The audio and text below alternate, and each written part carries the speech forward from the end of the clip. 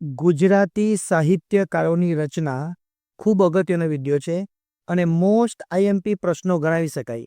કારણ કે ઘણી વખત ટાટ એસ હોય કે ટાટ એચએસ હોય કે ગુજરાતની કોઈ બી સરકારી પરીક્ષા લેવાય છે, એની અંદર સાહિત્યકારોની જે રચના છે, સાહિત્યકારોના ઉપનામ છે, જે આગળ વિડિયો આપણે જોયા એ પૂછાય જ છે. અને આ જે રચના માટેનો જે વિડિયો છે એ ખૂબ અગત્યનો છે. એટલે ખાસ ધ્યાન આપીને તમે પ્રશ્નોને વ્યવસ્થિત જોજો. જો આપણને પ્રશ્ન પૂછાય તો કામ લાગે.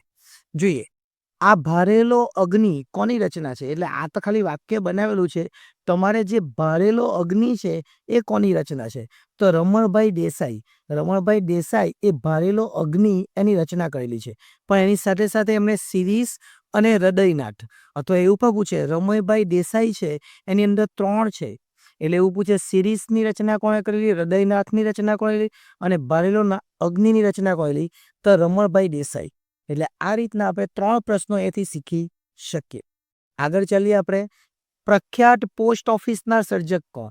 એવું નથી કે પોસ્ટ ઓફિસ જ, પણ ગૌરીશંકર જે જોશી છે એની જગ્યાએ 3 છે. જો સામરસાનો વિવાહ, પૃથ્વી અને સ્વર્ગ અને પોસ્ટ ઓફિસ, એમ 3 પ્રશ્નો આપણને પૂછાઈ શકે કે પોસ્ટ ઓફિસની રચના કોણે કરેલી? તો ગૌરીશંકર જોશી. પૃથ્વી અને સ્વર્ગની રચના કોણે કરેલી? તો ગૌરીશંકર જોશી. અને સામરસાનો વિવાહ તો પણ ગૌરીશંકર જોશી. આગળ ચાલીએ. માળસાઈના દીવા પ્રગટાવનાર રાષ્ટ્રીય શાયર કોણ? આવું પણ પૂછાય. અથવા એમણે જે ઝવેરચંદ મેઘાણી છે એમની રચના, તો પહેલું છે શિવાજીનું હાલરદુનું રચના કોણે કરેલી?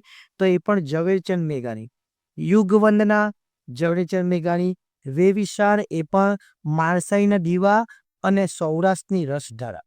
એટલે ઝવેરચંદ મેઘાણીએ 5, તમે જો સાહિત્યની રચનાકારની અંદર એને 5 રચના કરેલી છે. એટલે એની આપણે ખાસ કાળજી રાખવાની. કયા કયા પ્રશ્નો પૂછાઈ શકે? નિશિથ અને ઉઘાડી બારીના જ્ઞાનપીઠ વિજેતા સર્જક કોણ? તો ઉમાશંકર જોશી અહીં દેખાય છે.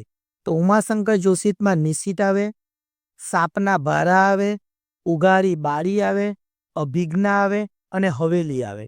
આ 5 આપણને પૂછાય તો ઉમાશંકર જોશીને આપણે યાદ કરવાના. એટલે ઉમાશંકર જોશીની અંદર આ 5 આવશે. આગળ ચાલીએ. ઇન્દુલાલ ગાંધી. ઇન્દુલાલ ગાંધીએ આંધ્રીમાનો કાગળ, જો એ પૂછેલું છે, આ હૃદય સ્પર્શી આંધ્રીમાનો કાગળ કોણે લખ્યો? એવું નહીં, આ સવાલ તો આપણે બનાવીને મૂકેલો છે જેથી વધારે સારું લાગે. પણ આંધ્રીમાનો કાગળ એની રચના કોણ કરેલી? તો ઇન્દુલાલ ગાંધી. આગળ. મનુભાઈ પંચોળી. મનુભાઈ પંચોળીએ કઈ કઈ રચના કરેલી? તો જો ઝેર તો પીધા જાણી જાણી અને સોક્રેટિસ આની રચના કરેલી. જોઈએ, ઝેર તો પીધા જાણી જાણી, ત્યાર પછી સોક્રેટિસ અને ત્રીજું એક કુરુક્ષેત્ર. આ 3 આવશે મનુભાઈ પંચોળી. જો એ તમને જો ઝેરનો પ્યાલો દેખાય છે અને સોક્રેટિસ દેખાય છે. અને ત્રીજું એક આવશે કુરુક્ષેત્ર અને એની અંદર આવશે મનુભાઈ પંચોળી. આગળ. આવો પ્રશ્ન તમને કોઈ બી પરીક્ષામાં પૂછાવાનો છે. માનવીની ભવાઈ. તો પન્નાલાલ પટેલ. આ પન્નાલાલ પટેલે 2 વસ્તુ કરેલી છે રચના. એક મરેલા જીવ અને માનવીની ભવાઈ. મરેલા જીવ અને માનવીની ભવાઈ, આ બંનેની રચના પન્નાલાલ પટેલે કરેલી છે. ત્યાર પછી ઈશ્વર પેટલીકર. ઈશ્વર પેટલીકરે જન્મટીપ અને લોહીની સગાઈ. એ જોજો, જન્મટીપ છે, લોહીની સગાઈ છે અને ભવસાગર છે. એમ આ 3ની રચના કોણે કરેલી છે? ઈશ્વર પેટલીકરે કરેલી છે. ત્યાર પછી ચુનીલાલ મરિયા. ચુનીલાલ મરિયા છે એને લીલુડી ધરતી, એ સાહિત્યકાર કોણ છે લીલુડી ધરતીના? તો ચુનીલાલ મરિયા, એવું પૂછાય તો. અને ચુનીલાલ મરિયાની રચના કઈ કઈ? વ્યાજનો વારસ અને લીલુડી ધરતી. આ બંને ચુનીલાલ મરિયાની રચના છે. આગળ. રાજેન્દ્ર શાહ. રાજેન્દ્ર શાહે કઈ રચના કરી? તો 2. એક છે ધ્વનિ અને બીજું છે શાંત કોલાહલ. હવે તમને દેખાય છે શાંત કોલાહલ અને ધ્વનિ જેવું દેખાય. ચિત્ર આધારિત આપણે બનાવેલું છે. અહીંયા ધ્વનિ અને શાંત કોલાહલ, આ બંનેની રચના રાજેન્દ્ર શાહ દ્વારા કરવામાં આવેલી. બાલમુકુંદ દવે. આ તમે લખવું હોય તો લખજો, સ્ક્રીનશોટ લેવો હોય તો એ પણ લઈ લેજો. આ ભક્તિમય હરિનો હંસલો. હરિનો હંસલો એની રચના કોણ કરેલી? બાલમુકુંદ દવે. પણ એની સાથે સાથે પરિક્રમા, તીર્થોત્તમ અને હરિનો હંસલો, આમ આ 3ની રચના બાલમુકુંદ દવે દ્વારા કરવામાં આવેલી છે. આગળ. હરીન્દ્ર દવે. હરીન્દ્ર દવે કઈ રચના કરેલી? માધવ ક્યાંય નથી અને નીરવ સંવાદ. માધવ ક્યાંય નથી અને નીરવ સંવાદ આ બંનેની રચના હરીન્દ્ર દવે દ્વારા કરવામાં આવેલી છે. સુરેશ દલાલ. સુરેશ દલાલે તારીખનું ઘર અને મારી બારીએથી. અહીંયા તારીખ દેખાય છે અને બારી દેખાય છે. એટલે મારી બારીએથી અને તારીખનું ઘર આ બંનેની રચના સુરેશ દલાલ દ્વારા કરવામાં આવેલી છે. મકરંદ દવે. મકરંદ દવેએ વાલિદાના વાવર અને હૈયાના વેણ. વાલિદાના વાવર અને હૈયાના વેણ એમ 2 રચના કરેલી છે. ત્યાર પછી દલપતરામ. દલપતરામે જો ફાર્બસ વિરહ અને મિથ્યાભિમાન. કયું? ફાર્બસ વિરહ અને મિથ્યાભિમાન આ બંનેની રચના દલપતરામ દ્વારા કરવામાં આવેલી છે. ત્યાર પછી નર્મદ. નર્મદ દ્વારા મારી હકીકત, પિંગર પ્રવેશ, શ્રી દ્રૌપદી દર્શન અને સીતાહરણ આ 4 વસ્તુ એ નર્મદ દ્વારા રચેલ છે. એટલે નર્મદની રચયિતા નર્મદે કઈ કઈ રચના કરેલી? તો મારી હકીકત, પિંગર પ્રવેશ, શ્રી દ્રૌપદી દર્શન અને સીતાહરણ. ત્યાર પછી નવલરામ પંડ્યા. નવલરામ પંડ્યામાં ભટ્ટનું ભોપારું, જનાવરની જાન અને કવિ જીવન. ભટ્ટનું ભોપારું પહેલી, જનાવરની જાન બીજી અને કવિ જીવન ત્રીજી એમ કુલ 3 રચના નવલરામ પંડ્યા દ્વારા કરવામાં આવેલી છે. નંદશંકર મહેતા. નંદશંકર મહેતાએ કરણ ઘેલો આવી રચના કરેલી છે. કરણ ઘેલોની રચના નંદશંકર મહેતા દ્વારા કરવામાં આવેલી છે. મહિપતરામ નીલકંઠ એણે ઇંગ્લેન્ડની મુસાફરી અને વનરાજ ચાવડો. મહિપતરામ નીલકંઠે શું કરેલું છે? ઇંગ્લેન્ડની મુસાફરી અને વનરાજ ચાવડો એમ 2 રચના કરેલી. ગોવર્ધન ત્રિપાઠી.